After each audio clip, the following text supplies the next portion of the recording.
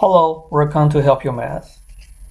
Let's look at the problem we have right here. We have absolute value functions. You can watch our videos about the definition of absolute value functions, the graph, and how to find the intercepts for absolute value functions. This video, we're just gonna go over a little bit about the idea how to solve this based on absolute value. Let's first create an absolute value function. I'm gonna graph a function on the xy axis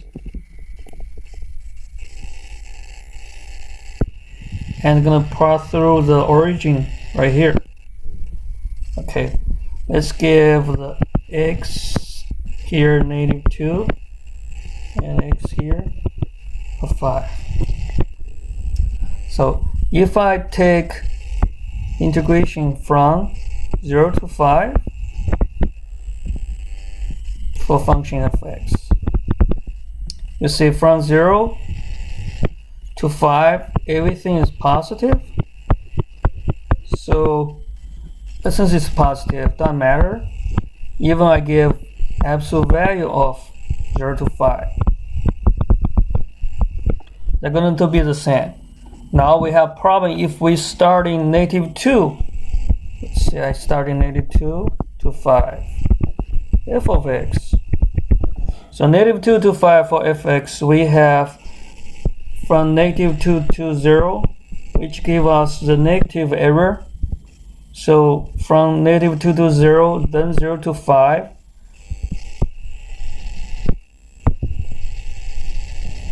That's going to be two parts. -2 to 0 for function f of x plus -2 to 5, 0 to 5 function f of x dx, of course dx right here, dx right here. Now this part, first part, gonna be a negative error. The second part will be a positive result, since the right side positive is much more than the left side. Of course, after we solve it, it's going to be bigger than 0. Now if we give a -2 to 5 by absolute value function f of x, now so right side part has not a problem because it is positive, but the first part, since absolute value give everything to be positive, the graph will go to the top,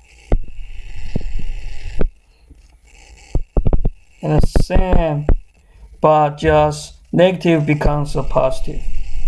Right now we're gonna have two, one on the left, one on the right, the same one we had before. So it's basically we just have to give a negative sign for the negative part, -2 to 0, because they have the same value, just becomes a positive. Then plus the positive sign, which we don't have to worry. Now we basically solved absolute value problems right here. That's the idea how we're gonna do it. So in order to know which side is positive, negative, we have to find the intersection, which is our x-axis intercept. If we find the x-axis intercept, we're gonna know which part is negative, which part is positive. Then for the negative side, negative error, we just give a negative sign in front. Then we're gonna solve it. All right. But of course, we have to know where you start and where your ending is. Okay, let's solve the problem we have right now. Now let's solve the two problems we have. So it's very clear we have the same function x plus 1. Right, so in order to find x-axis intercept, so we just have to set up the function to be 0. Now let's solve that. That's going to be x equals to -1. Okay, so I can easily give the number 9. So for the first problem, it's going to be from 0 to 3, 0 to 3. and my negative 1 is right here. For the second problem we have is negative 2 to 3. My negative 1 is in the middle. Now my job is basically figure out for each part which one is positive, which one is negative.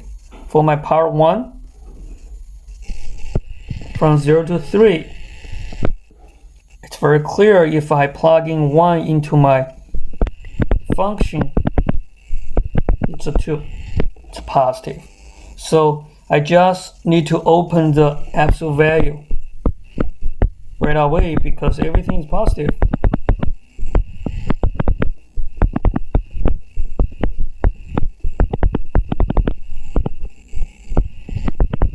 Then you can solve this problem by yourself. This is based on I have no idea how the graph looks like. Of course, I know the graph. I know how to find out which one is positive, which one is negative. Right. For the second part, I'm gonna assume I don't know the graph. So from negative 1 to 3, I'm gonna pick 0. So that's gonna be f of 0. I plug in, I'm gonna get a 1. So this side is positive. From negative 2 to negative 1, I'm gonna use negative a half. It's just for double check. I mean negative 1/2. So negative 1.5 plus 1, that's gonna be negative a half. Right, negative 1/2 is middle right here. So this side is negative. Now I'm very clear, in order to open the absolute value, I need to work on the two parts. First part is negative 2 to negative 1. After I give a negative sign in front, I will get positive value. Plus, for the second part from negative 1 to 3, since it's positive anyway, I don't have to do anything, I just copy it. Now you can solve this problem by yourself. That's how I open the absolute value function here and solve it. You can think about, is there things, if I have an absolute value, right, like this one, is that equivalent to or the same as this? So why I just give absolute value right away? So I don't have to worry, right? You can think about that by yourself, and you know this is not going to be the same. Thank you for watching.